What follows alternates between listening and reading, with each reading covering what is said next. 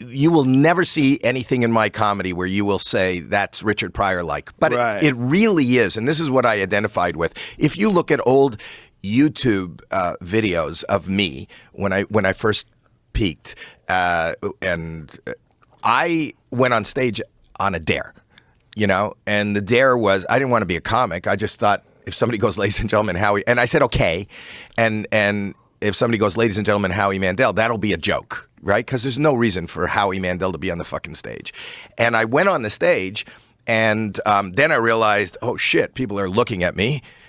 This is the most embarrassing. This is the most humiliating. This is the most terrifying moment for me in this moment. So I started to panic.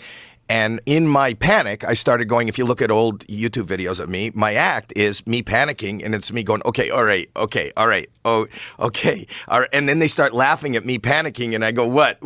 Yeah. And then I didn't know what the fuck to do, and I put my hands in my pocket, and because we've talked about it, I have OCD, you know, I carried rubber gloves with me always.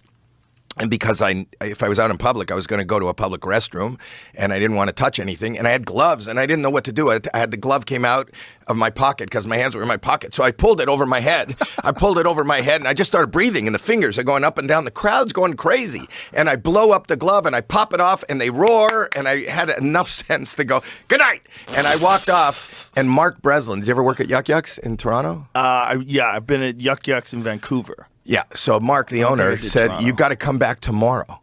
And I said, for what? He goes, to do it again. I go, do what? He goes, do what you fucking did. And that became my thing. Wow. I never wrote anything. I didn't have anything. I was just, and then when I watched Richard Pryor, I went, you know what?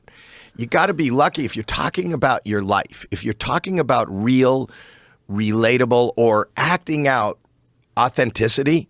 People seem to gravitate toward authenticity, toward real, toward who you are, even more than, though I did love the guys who did jokes. I loved Rodney Dangerfield, and I loved, you know, George Carlin, but even in his later years, he just started talking about his philosophies, which I actually loved even more. Yeah. You know, but that's who I kind of look up to.